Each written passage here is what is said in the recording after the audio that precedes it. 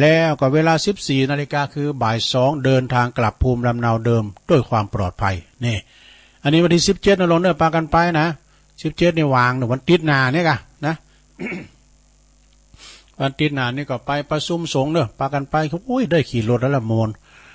วันที่17เหมือนกันเนอะงานที่3นะวันที่17 สิงหาคมพุทธศักราช2556 65นะเวลา9 โมงนะนิมนต์แล้วก็เชิญชวนญาติโยมได้ร่วมกิจกรรมทำบุญครบรอบ10 ปีสถาบันธรรมาภิวัตน์เนอะพระอาจารย์สาธิตธิรปัญโยนะเขาก็จะออกเดินทางก็เวลา5 โมงรอหมุนเนอะ5 โมงนะ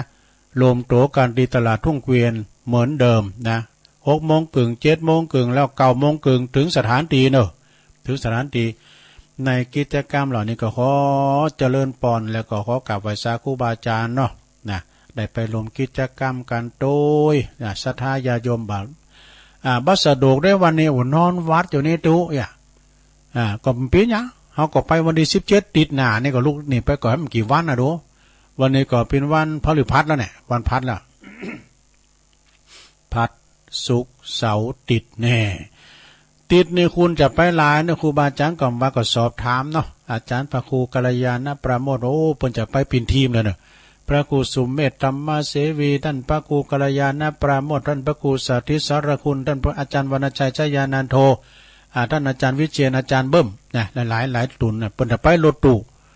รถตู้ของพระครูสุมเมธธรรมเสวีโดยพลขับก็คือเนี่ยกะพลขับก็คือเนี่ยปอสิวสิวเดียวกัน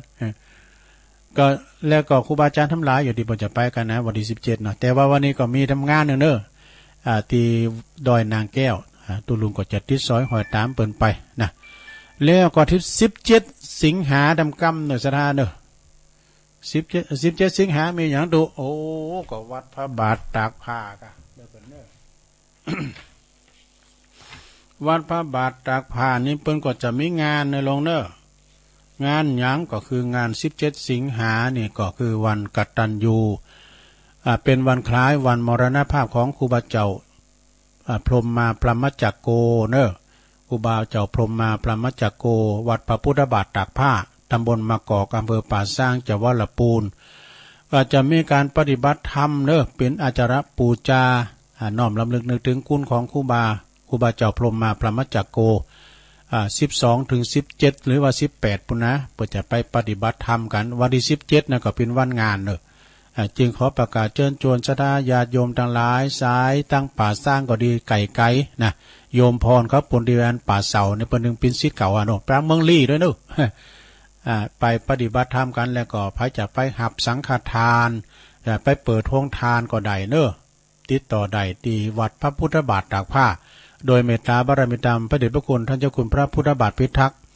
เจ้าคณะอำเภอป่าสร้างแล้วก็เจ้าวาดวัดพระพุทธบาทตากผ้าพระอารามหลวงนะได้ทุกเวลาเนอะที่วัดพระบาทตากผ้าแล้วก็ศรัทธาญาติโยมอันนี้ก็งาน27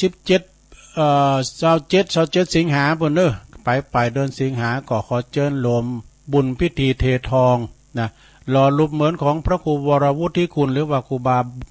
บาอินโทเนอะแล้วก็ครูบาแล้วก็หลวงปู่ครูบาครูบาบุญปัญโยเนาะครูบาบุญปัญโยด้วยอดีตเจ้าวาดวัดคันธาวาสทุ่งปุยเนอะสถานเนอะในวันที่27 สิงหาปุ่นเนาะในเมตตาบารมีธรรมอาจารย์พระครูสุคนบุญญากรเจ้าคณะตำบลสันติสุขเจ้าอาวาสวัดคันธาวาสทุ่งปุยก็ปุ่นวันที่27เบื้องก่อนแต่ตุลุงประกาศไว้ก่อนนามได้นะแล้วก็มีวันที่23เนอะทุกวันที่23ของเดินนะฮะก็ตังวัดศาลาตำบลน้ำแพร่อำเภอหางดงจังหวัดเชียงใหม่โดยเมตตาบารมีธรรมหลวงปู่พระครูโชติสุวรรณสอน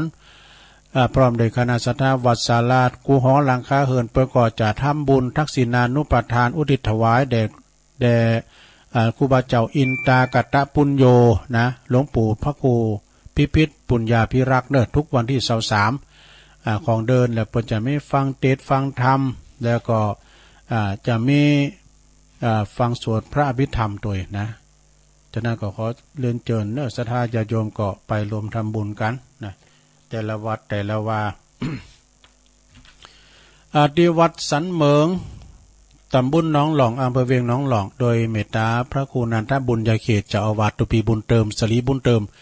แล้วก็ท่านพระอาจารย์เนรลักษณ์ปัญโยนันท์นะที่เปิดมาออกรายการแล้วก็ปกำนันวิวัฒน์ปัญโยยอดพร้อมโดยพลามติบ ตึงหอลังคาเฮือนะพี่น้องสันเหมิง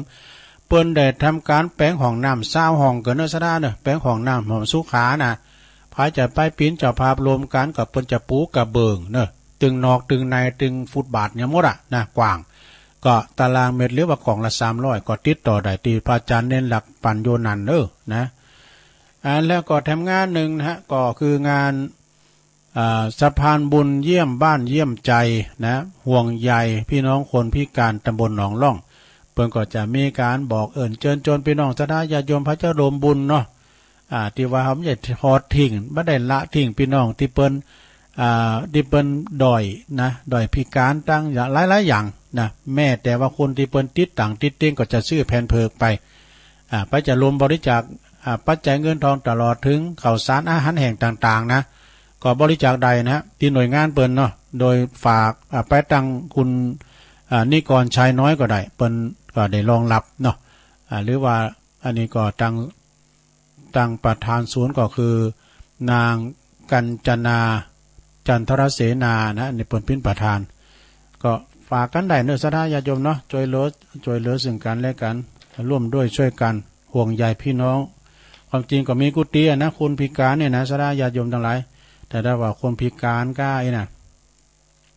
เปิ้นก็ได้เบี้ยยังชีพตัวนะเนาะศรัทธาญาติโยมทั้งหลายขอบอกประกาศไปศรัทธาญาติโยมกับพันผู้ใดตีจะลมเกาะไปตังพุนาเนอร์ตังเวงน้องหลองเนาะตุลุงก็ลองตักพอตั้งลายก็มีหลายอยู่เนอะศรัทธาแม่แดงอัมพรเต็นดอกไม้จอมตองก็ตักมาท่านเจ้าอธิการวิชาสุจินโนตุปิชาเนอเจ้าคณะตำบลโมงน้อยเจ้าอาวัดวัดป่าตานนะซึ่งเป็นลูกศิษย์ลูกหากุนกุฏิของครูบาเจ้าครูบาจรจันทรังสี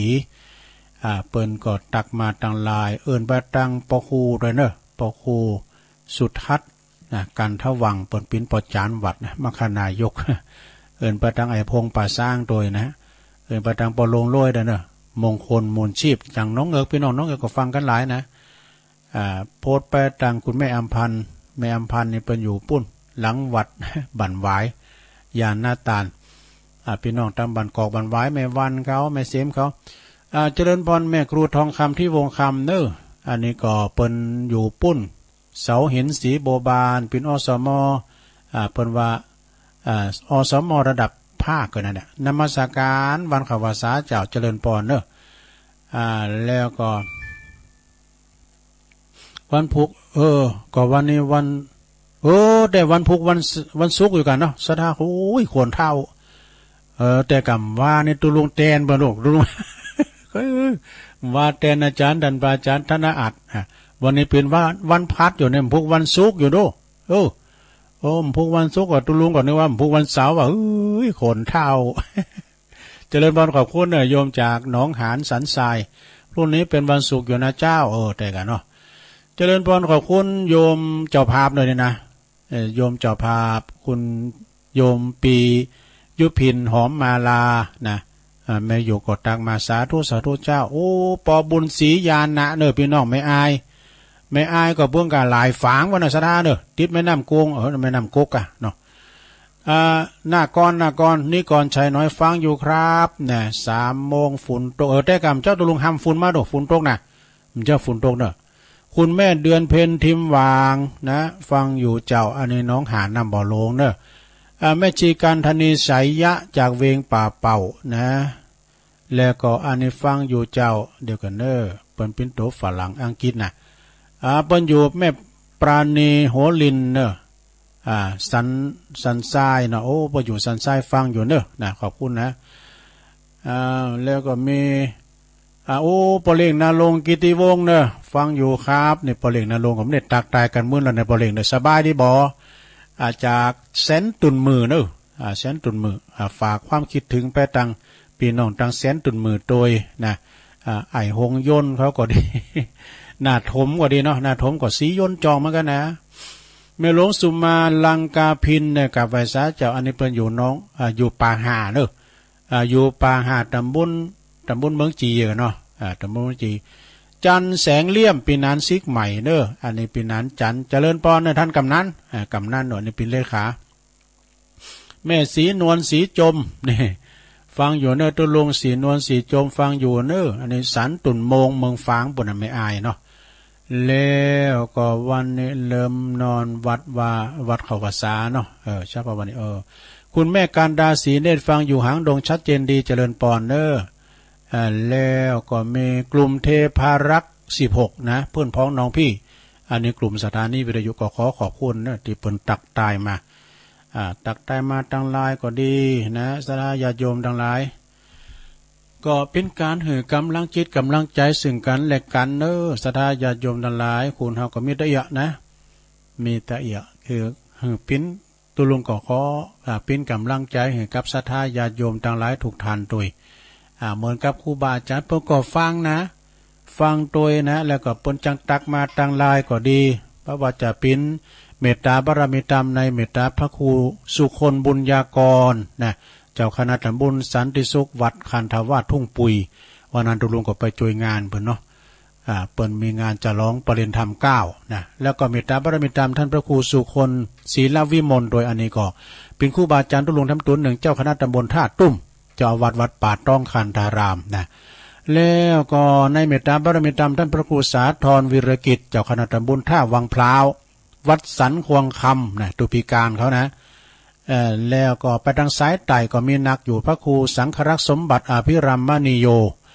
อันนี้เปิ้นเป็นเจ้าอาวาสวัดเหล่ายาวใต้นะขอบคุณเรเนอร์ที่เปิ้นตักมาก็ดีแล้วก็ตักไปทางตุลุงเสริมด้วยนะเราดูก็ฟ้าตัวลุงก็ฟังตัวนะเปิ้นก็ลูกเจ้านะตุลุงเสริมนะ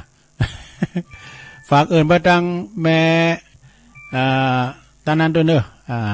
เปิ้นพี่อายใต้โหนะตังจำหลัดอุ่นอินตะ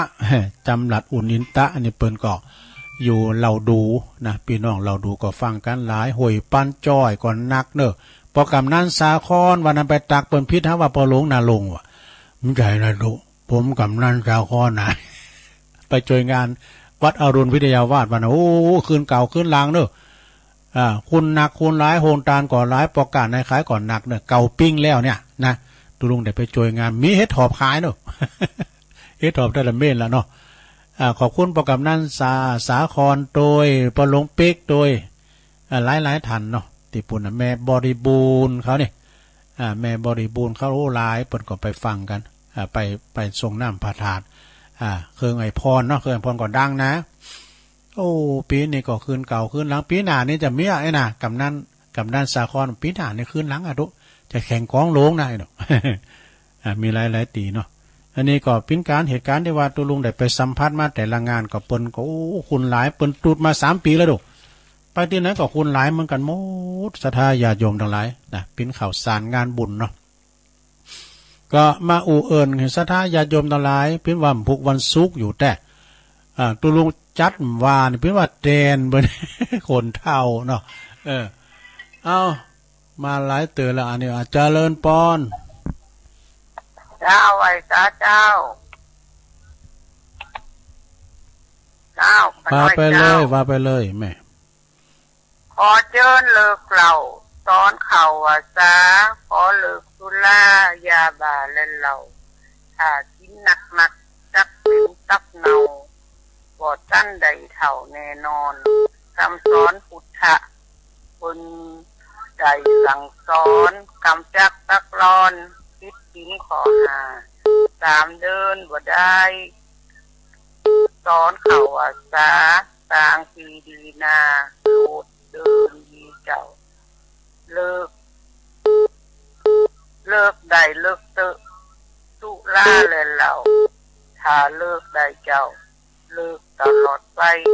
ลูกเมียของเจ้าก็จักดีใจถ้าเฮาเลิกได้ ได้ใจเดินปันครอบครัวของเฮาแฮปปี้ถึงวันมีแต่สุขสันต์ถึงวันเลยเจ้าสวัสดีเจ้ายายน้อยเนาะ ผักตับผักไตเนอะนะอย่างยายน้อยวานะเนาะเลิกเหล่าเลิกยังเอา3 เดือนย่างเนาะผักตับผักไตนั่นใจอย่างได้ทำนะว่าเราก็เข้าเราก็กิน ศีลแล้วก็ถือบาปก็เอา เจริญปอนแม่จันสมที่เราฟังคำสอนนั้นแหมเบิ่นแต่นั่นก็นมัสการเจ้าแม่จันสมมานี่จับวันนี้วันพัดเป็นวันศุกร์มันจัดไปกลางเต้นพวกมันก็3 เจ้าองกะ4 เจ้าถึงเต้นน่ะ4 เจ้าถึงเต้นพวกนั้นสอนธรรมมาเตโอ้ฮะว่าพวกวันเสาร์มันยามมันกะว่าก็จัดได้แล้วว่าเต้นเป็นวันปุดเนาะวันนี้วันพัดพวกวันศุกร์ว่าวันศีลของเจ้าบ้านวันนี้วันศีลของตุ๊เจ้าเนาะแต่กะวันนี้จะได้อธิษฐานเข้าพรรษาเนอะโอ้แต่ว่านะไปวัดฝนตกจะมาหม่อนมางานตอนนี้ขึ้นตกเฮามันจะมาเข้าวัดนะโอ้ตกแต่ตกว่าแต่ว่านะมันเปิงนะพรรษาวันค่ำเปิงเข้าพรรษาขนาดคุณหลายเหรอนอนวัดนี่นะคุณจะหลายเมื่อตอนมี30 สายโอ้ดูพอดีกะฟังธรรมฟังธรรมมีฟังธรรมแล้วก็รวดทำวัดเย็นเนี่ยกะไปนอนวัดกันเจ้าหลายปี3 ปีแล้วกันได้นอนวัดเจ้าเพิ่นไปทำบุญกันไปสวดมนต์กันเนาะเจ้ากำลังใจนะเจ้าขอบคุณเด้อแม่จันสมเด้อสายแม่อายมาแล้วนะแม่จันสมแม่น้อยกาดนัดสายที่3เจริญพรจะให้สักเจ้าตุลุงอันนี้แม่สายทองเนาะขอฝากกันสักหน่อยแล้วเรื่องเงินสุรานะเจ้าพอน้ำเมาเล่าเสียหลักเมาลักเสียใจเมาปึ้งลืมตายเมากายลืมแก่เมาเมียลืมแม่เมายศหมดเวทาเมาตัณหาหมดความละอายนะเจ้ากำลังใจตุลุงนะเจ้าแม่สายทองตัวแทนเป็นน้องหุยการเด้ออันนี้เปิ้นเจ้าบทเจ้ากลอนนะเจริญปอนกราบไหว้สาครับลุงมาแล้วอุบาสกปอน้อยบุญปัน6-7 ปีได้เริ่มได้ใกล้บ่นะแล้วเอามือนะอ้อมตื่นแล้วเนาะสี่คืนทักกันลงเก็บระวังรักษาสุขภาพของเนอะแต่จะระวังเลยถึงวันนี้นะ4 คืน 5 คืนนี่จะธรรมดานะรวมกันกี่ชั่วโมงล่ะลุงว่าแล้วก็ขึ้นรับเจ้านะขึ้นรับอยู่หมดรับตื่นเช้าล่ะครับเมื่อวันก็จะลากต้องเลิกกลางวันก็ลุยไล่มาวันนี้ไม่ได้รับแต่ไปดอยนางแก้วหรอกรับในรถรับในรถเนาะครับผมกลับไปสาตุลุงเดินทางปลอดภัยเด้อขอบคุณหลายๆเนี่ยปอน้อยเด้อมาแล้วเสาหินฝางนะขอบคุณปอน้อยบุญปันเด้อกันปอน้อยบุญปันมาให้คุณเมืองมาถึงเมืองฝางนะเจริญปอนพระนมัสการเจ้าศรีโพธารามเนาะเจ้าแม่สุกแก้วเจ้าศรีโพธารามปัตตุลุงก็จดด้วยเหรอชัดเจนเลยเนาะเจ้าก็เป็นว่าเพิ่นฟังเจ้าเจ้าเดินลุงนอนบนกะกุฏิหลังโลงเตียวมาฝนตกหน่อยนะเดินมันนั่งอยู่ไหนเนี่ยเอาลิ้นบ้าๆนี่เดี๋ยวนี้ย่างละไปวัดม่วนคุณลายเนาะเจ้าก็เปิ้นกันกันมามื้อน่ะบ่โตพอเปิ้นตาลกู้เข้าโฮงกันน่ะหลังไล่กันไปอย่างกองทัพงูเห่าแหละไปปิ้นนั่นสุดปิ้นนี่ตัวลุงได้3กู้แล้วก็ก็เอาแต่มาก็เอาไปตานี่เพราะนั้นไปจะปิ้นเจ้าภาพเที่ยว200ก็ไปตานี่แหละอบตไปตานี่เจ้ายังมีไปตานั่นน่ะตัวลุงออกก่อนนี่ก็เดี๋ยวมาโลเลยมาโลปโลงปีนั้นว่าบ่ได้8,000ป่ายตัวลงกันค่าการลดอะไรเนี่ยขอบคุณแม่สุแก้วเนอศรีโพธารามนะเพิ่นก็ไปวัดไปว่ากันหลายมันตุดมาหลายปีแล้วเนาะ3 ปีเจริญปอนกราบไหว้สาลุงปอบุญมีรัตนคำแป้งป อบุญมีเจ้าบุญปันเดี๋ยวนี้บุญมีเดี๋ยวบุญธรรมใช่ไหมบุญตันบุญโต๊ะนี่เมืองกลางฝุ่นโต๊ะเดี๋ยวนี้โต๊ะบ้าอันเนาะน่ากะโต๊ะก็เรียกจุ่มยินนะป่ะเนาะครับดีกันทำโต๊ะเฮ็ดอยู่แล้วว่าน่ากะผมว่าก็เจอหลายถ้วยเหมือนกันเลยเฮ็ดนะแกงเฮ็ดก่อนลำเหมือนกันมันมืนเนี่ยมันกืนง่ายหน่อยนะมันมืนง่ายครับสาธุเลยขอบคุณปอบุญมีสาธุเมืองกลางเด้อปอบุญมีรุนแรง0899555650โทรเข้ามาพยายามเลยลงเด้อเปิ้นติดเฮาก็ติดนะเนาะนะเจริญปอนไว้สาเจ้าจะลงแม่จันติบมาแล้วแต่ว่าเจ้าบอกท่านละจ้ะบอกล่ะแต่เจ้าเขาถึงฝ่ายเขาบอกได้ฟังนะกับไปปิ้นจังก็ไปปิ้นหยังเพราะว่าก็ฝากไว้สาเปิ้นด้วยนะคนไว้สาเปิ้นว่าก็ใจดีเนาะเปิ้นได้หัวว่าจะลงกับไว้สาไปอ่ะน่ากะถึงนมัสการเปิ้นทุกครั้งโอ้ยวันนั้นเปิ้นทำบุญวันเกิดจัดวันเกิดที่ดอยนางแก้วนะมีแต่คือตาลมดบุรุษเจ๊ๆแต่นางเลิศตะลุงกันน่ะมี4ซองมันเหลือเจ๊ๆหมดว่ะก็เราลูกล่าครัวหอมเจ๊ๆไปกว่านี้ยังตาลอยู่นะผมสาบายน้อยกาตุลุงผมเป็นน้องล่าขอบคุณแม่จันติบหลายๆเลยเกตการามเจ้าสาธุเนี่ยเมตตาบารมีธรรมหลวงปู่ท่านพระครูสันติเจติยากรเจ้าอาวาสวัดเกตการามเนอะผู้ใจดีเจริญปอนภาษาครับตุลุงปีนานซิกใหม่มาแล้วปีนานจันน้องเขียด1มาละก็ร้องก่อนก็จะเข้าวันก็รักษาแล้วนะร้องเพลงว่าเราฟังตุลุงเจ้าฟังเพลงเจ้าแล้วเนาะครับผมเพลงโมนดีนะปีนั้นครับเพลงของม่วนครับเพลงของม่วนครับให้สงสารหาคนตายเนาะแม่น่ะปีนั้นก่อนเราข่าวโมนเนี่ยบทโลเป็นบาทน่ะทุ่งโป่ง1แล้วนะเลขาทุ่งโป่งนึงว่าจะไปแปดเป็นเราสัญญาเลื่อนนะเพราะอะไรอ่ะโมเนี่ยเปิ้นการเปิ้นหนักน่ะทุ่งโป่ง1เลยนะเปิ้นเป็นพระวิญญาธิการด้วยนะแล้วก็เป็นพระอสมด้วยดูแลพระภิกษุอาพาธทุ่งเฒ่าผู้แก่ทั้งหน่อยเปิ้นมาดูแลตัวลุงเนี่ยกะเพราะว่ามาจ้ะขอบคุณเป็นนั้นจันเด้อน้องเขียด1ว2ว8อันนี้เพื่อนพ้องน้องพี่นะไวสาครับอันเจริญละเจริญปอนไวสาจ้าโอ้เสียเหมือนกันอุ้ยอินโอ้พอเขียนเน้นหลักอุ้ยอินแม่สาบเสมอเนาะไม่ฟังตุลุงอยู่เนอะจะไปหาตุลุงทั้งวันละเนอะพี่ยังแต่วางวันใดก็ค่อยมาเนอะจะออนวางเลยจะไปนะจะโทรหาตุลุงก่อนนะได้เลยพี่ยังเนาะจับสาเพิ่นก็เคยมาเนี่ยอย่างแม่จำปีวงฝันเนี่ยเปิ้นปลาลูกปลาลานมาน่ะปวดโธแม่ขันแก้วตั้ง3ปุ่นแฮมแม่แจ่มเจริญปอนครับไปสาธุมาแล้วเจ้าอัน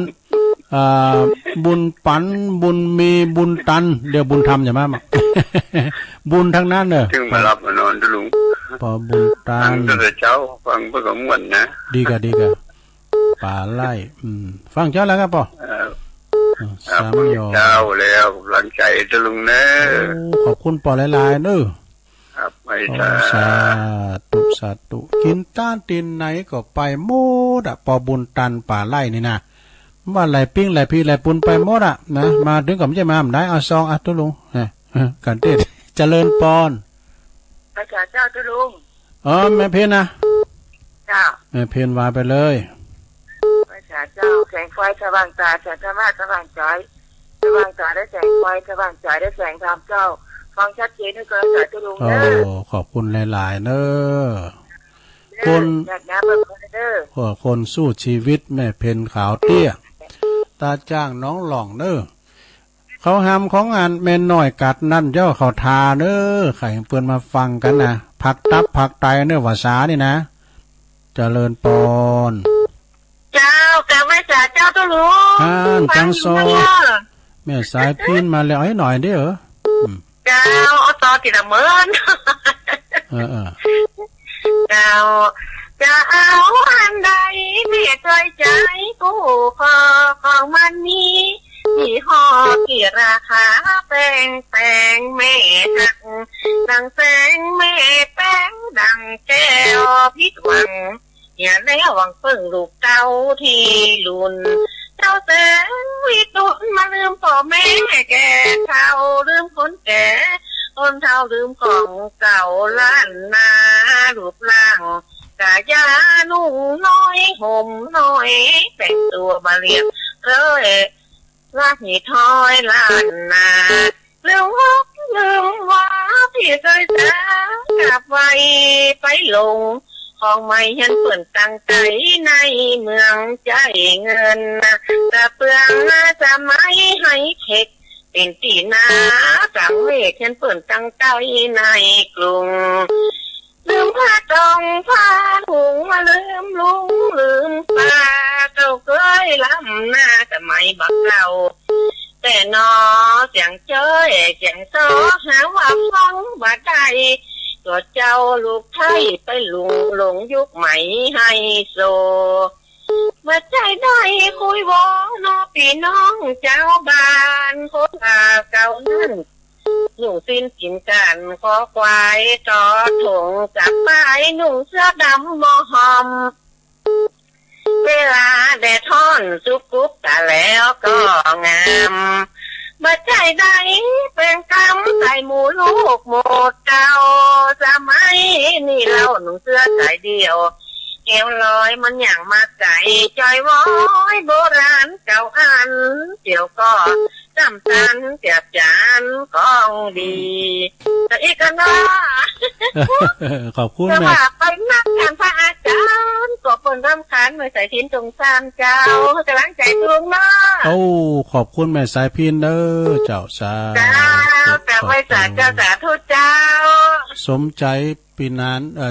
สมใจหลายคุณเนาะทุกคุณอ่ะแล้วก็อันโดยเฉพาะก่อนปีนั้นจอมยุทธ2แผ่นดินนะโต้งหาอยู่ลูกเฮ้แม่ใส่เพียงยังมาซ้อหาน่ะจอมยุทธเป็นโต้งหาน่ะลามจ้างอ้าวเจริญปอนเจ้าพระฐานเจ้าตัวหลวงฟังอยู่นะเจ้าแม่สมพัดเลยเจ้าแม่สมพัดฟังจ่อยฟังซอก่อมนคำกรก่อมนเข้าหำก่อมนเนี่ยแม่น้อยกาดนัดเปิ้นมาเข้าหำเรื่องเหล่าพักตับพักไตแล้วก็ดังแม่สายทองเนี่ยบ่ต้องเปิ้นก็อัญชุลาเมลัยนั่นเป็นกว่าจางนะแม่สมผัดแม่ย่อยสันทรายเจ้าเป็นกำลังใจนะเจ้าขอบคุณหลายๆนะแม่เด้อสาธุสาธุ0899555606เวลาหลายอยู่เนอะเจริญปอนเจ้าไม่แสงเจ้าทุลุงวันนี้ก็มีบุญหลังวันหนึ่งตื่นขึ้นมาก็ได้ยินเสียงน้ำเสียงธรรมเด้อโอ้อันเสียงชัดเจนดีเด้อทุลุงชัดเจนดีเนาะเจ้าขึ้น98.75ว่าเขาจับจับเนี่ยชัดเจนดีเด้อเจ้าโอ้มีบุญกับวันแม่สุเกียศิลาพรได้ฟังแนมฟังธรรมจากตุลุงไหว้พระเด้อเจ้าเด้อฟังซอตัวแจ้งซอไม่ใส่พินกับซอไปแล้วเนาะเจ้าซอโมนได้กันกลับไปสาเด้อขอบคุณเจ้าตุลุงแม่สุแก้วศรีลาพรอันนี้เปิ้นอยู่เปิ้นศรีลาพรศรีติเปิ้นนี่นะสลิตินะอ้าวสายต่อโอ้เข้ามาใหม่เด้อเข้ามาใหม่โอ้จะไปใจน้อยเดี๋ยวใจยาวหน่อยถามมึนนะเอ้าเข้ามาใหม่0899556506เจริญปอนพระพุทธเจ้าก็รู้ฟังอยู่เด้อแม่ตาแหละวัดดาววันนี้ได้ฟังเนาะเราฟังแม่ตาในเนาะ เจ้า แจ้โฮม ตลอดแต่ว่าไม่รู้ได้ดู ตุลุงวะน่ะตุลุงนะฟังเปิ้นโทรนะฟังรายการอื่นนะแต่ถ้าตุลุงโทรไปแต่ตุลุงจางเนาะฟังเปิ้นโทรมนดิฟังเป็นโทรกำมวลดีฟังโทรกำมวลยังกำมวลฟังทำทั้งพระเจ้าพวกนี้เป็นวันศุกร์เนาะตัวเจ้าตัวนั้นว่าวันเสาร์อ่ะบุวันศุกร์พุทธศาสนาธรรมนะอยู่เจ้าสาธุสาธุดีกับพวกก็ไหว้พระด้วยกันแถมสาธุ089955650610 หลังยายพรก็เจริญปอนจ้ามาที่ต่างจ้าจะรู้โอ้ยายพรแต่กันเนี่ยมาหันมาผูกออกติดรุดดิ้นหลายเตือนแล้วเนี่ยยายพรฮะที่ไหนเจออันนี้ร้องวัวแดงฟังเสมอตีหนึ่งละโอ้ตื่นเจ้าด่ะฟังเพลงนี่น่ะฟังเพลงฟังเพลงเก่ามนดิเพลงเนี่ยเจอน้ำเดือดยิบไปหารับอ่ะบอกว่าไม่ปิ้นอย่างก็ทำกล่อมรับก็รับไปตัวขนาดตุลุงเตียยังที่จะรับไหนร้องรับกันเดียวตีจ้ามาออกพุกก็มาอยู่เนิ่นพุกวันศุกร์นะเช้าพุกก็ฟังก่อนว่าไปว่าแต่คุณร้ายเหรอเจ้านักจังก็บอกแล้วก็บอกว่าไปขอห่อหนึ่งที่พาน้อยก็หันเมื่อตัวเก่าอยู่ที่กำแพงเอามาที่ไม่สัก2 ห่อไรกันเอาห่อ1 ป่ายที่เขาหลายๆเนี่ยมัดเจ้ามันย้อนเป็นฟังทำใช่ไหมไปพินอย่างมันก็แล้วแต่สถานการณ์เนาะตัวลุงก็เตะทำเอ็กซ์เมงว่านะมันมีไหมหรือว่าน้ำปุ๋ยโยกเหรอว่านี่เตะทำปลูกแหลกกำพ้าวัวทองขอบคุณยายพรหลายๆโอ้หลุดไปแล้วเนี่ยยายพรหลุดไปแล้วผู้ก็โทรมาใหม่0899556506เวลาหลายอยู่เนอะนะเวลาหนักอยู่เจริญปอนภาษาเจ้าฟองครับที่แก้วบ่อทองฟังเนอะแม่สายทินสมอนเนาะมันเก่งขนาดเจ้าไม่ฟองคำอ่ะเจ้าไปฟังคำบ่อทองเจ้าไม่ฟองคำติ๊บแก้วเนาะเจ้าสาธุเจ้าติ๊บแก้วป่าไผ่บ่อทองขอบคุณนะแม่เด้อนี่เปิดมาโวยไปโวยสดาของอาจารย์สมเพชรเนาะวัดบ้านป่าไผ่บ่อทองเจริญปอนไม่สาเจ้าตุลูไม่สาวรักเจ้าอันนี้ใช้ประการเนาะเจ้าฟังพระบาทอุดมนะเจ้าตุลูวันนี้มันมีเสียงแทรกเจ้าชัดเจนดีเนาะเจ้าดีกันมันมีนางไข่ยาเจ้าวันเนี้ยวันนั้นเสียงมันหลงเจ้ายินดีลุงอยู่นะเจ้าขอบคุณหลายๆเด้อไว้สาเจ้าตุลุงพี่น้องตั้งใจประการนะแม่สวรักษ์นะอภิวงศ์เปิ่นฟังอยู่มาแถมเจริญปอนนมัสการเจ้าไอ้เล่ารอบ2เลยจันสมฟังแม่น้อยกับม่วนน้องคำพรต้นม่วนแต่เมื่อเจ้านี่นะลังฟังซ้อมไม่สายพินกับม่วนวันผู้วันบอกเขาไม่สายพินมาซ้อมไว้นะเจ้าน่ากันก่อนหน้ากับจ้องอยู่ประเด็นใครมาถึงบ้านแต่พินฟังอยู่ไม่จะสมขอว่าซ้อมกับเนอฟังซ้อมกับเจ้านี่ม่วนดีเจ้าเรื่องการวัฒนธรรมขอบคุณเนอะไม่ใช่พินแต่ยินแล้วเนาะเกมมาเดิมพวกนะมาซอแถมมันจังว่าอันเนี่ยกะเจ้าสุวัตก้อยฟังลาโมจุมเปน้องใจขึ้นบูมาได้ไหมใช่พี่เนอะมีดีอย่างก็เอามาเนาะเจริญปอนจ้าไว้สาเจ้าไม่ลงเดี๋ยวกำแพงเจ้าเสด็จเจ้าแม่ยังแม่นวลเจ้าแม่นวลเนาะเจ้าเทพเสด็จกำแพงเห็นเนาะจ้าสักผู้ไปเดินเที่ยวก็มีใครไปวันเนี้ยแป๊บพินอย่างก็อยู่ทั้งบ้านฟังได้อาจารย์มหาเพื่อจะไล่สดนะจ้าเทพเสด็จด้วยเนาะจ้าไปไล่สดนะเจ้ามีการท่านมหาสมชายเปิดหนึ่งไล่สดด้วยจ้าตัวลุงน้ำจาง ตุลุงนิ่มจัง จ้ะ แม่โนนกำแป้งเห็นเทพเสด็จเนาะสันก็ปุ่นดอยสะเก็ดเจริญปอนแม่เนอ จ้ะ เหลือทำ10 นาที0899556506เจริญปอน เจ้าสัจจะตุลุง แสนพรหมเนาะ เจ้า แม่ หายแล้ว สุ เด้อ ทัศน์ฮะ หายแล้ว ฮะ สบายดีแล้วเจ้า ป่นกรรมแล้วเนาะกักโตเป็นธรรมดาเนี่ยเดี๋ยวนี้เขาขึ้นว่ากันไผอันติดเนี่ยมันใจเรื่องอยากมันปิดติดง่ายกว่าหายง่ายนะกินยาพาราเข้าไปพักโตกักโตนะการพักตากอากาศได้เนาะดีแล้วอยู่ดีมีสู้ก่อนเนอะกำนี้นะขอบคุณสาธุแม่สุทัศน์ดีมูลแสนพรหมทุ่งปีนะไม่ว่างบ่เด้อเจริญปอนแม่สาเจ้าตุลุงแม่พานะแม่หยังแม่ปานิเจ้าโอ้แม่ปานิโฮลินนะเจ้าโฮลินกันนะฟังอยู่นะเจ้าโฮลินอำเภอคนไปว่าตะไหลแต่ตุลุงจ้ะโอ้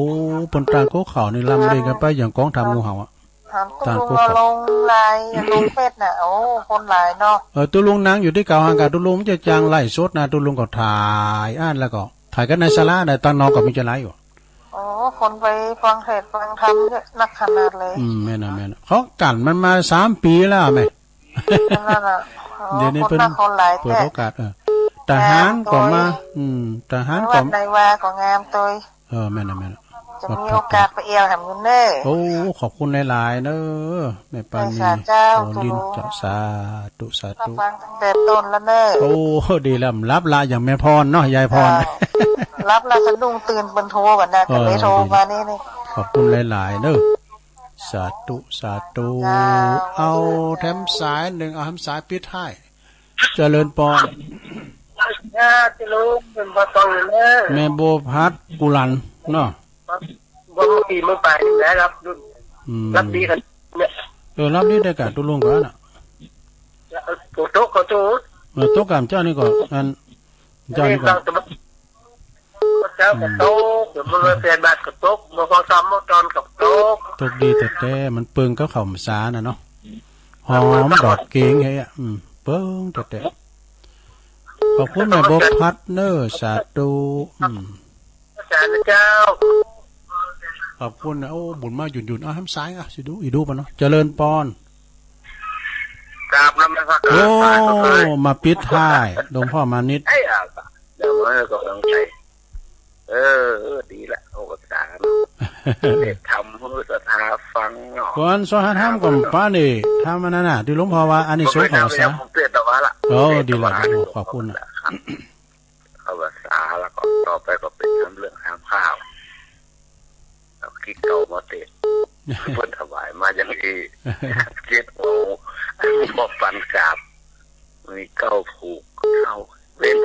3ศีล12เป็งเข้ากับสาวภาษาก็จับพอดีเนาะศีลผูกเข้าหมด9นี่น้อยก็รถเราตัดคอมา2ผูกต่อศีลมันก็เหมือนกับจบเราดูมั้ยมันนี่จะขึ้นด้วยนั่นแก้วล่ะครับไปตัวอาจารย์ป่าครูครับพิษจังหวะไปเห็นเลยวันนี้ต้องขออภัยพิษหยังแหละตัวหนักอ่ะวันนี้พิษจังหวะไปหน่อยแต่ว่าพระครูชนก็อู้กันที่ในโบสถ์วัดไม่โป่งวัดไม่โป่งถึงโบสถ์วัดไม่โป่งหลวงปู่บุญปันนั่นน่ะอันนั้นเป็นพระครูคนจื่ออย่างเดียวก็ได้เฮามันใจอย่างนั้นพระครูมานี่พัฒนาคุณเจ้าอาวาสวัดนอนไม่โป่งพระสงฆ์เจ้าจะนัดว่าเนาะตอนนี้ก็ตั้งไม่เปล่าก็อยู่วัดอยู่ว่าแบบไม่ห้ามไปแลมไหนแล้วเนาะครับแม่น่ะมาก็กำหนดเอาศีล5ศีล8เมตตาภาวนาแต่แบบกดกับตัวกับตนกีดกันตานไปเนิ่มโดยไม่โอ้ยเลยเอาไปสาดันวันนี้ฝนมาตกลงให้เดินทางปลอดภัยครับสุดท้ายบัดดันใดอันโทนสายเนาะสระจบเวลาตุลุงพอดีวันพุกเขาก็ค่อยมาปะกันแท้ใหม่เนาะสถาเนาะพุกนี่ก็วันศุกร์น้ำจะวันเสาร์เด้อเนอพุกก็ค่อยมาปะกันแท้ใหม่ขอความสุขความเจริญ จงบังเกิดแด่ศรัทธาญาโยมต่างหลายทุกท่านเด้ออยู่ดีมีสุขอายุหมันขวัญยืนมีจงมีใจเหมือนกันจุปู่จุโคนตลอดปีตลอดวันตลอดเดินเด้อจัตตารโอธรรมาวัฏันติอายุวันโนสุขังปลัง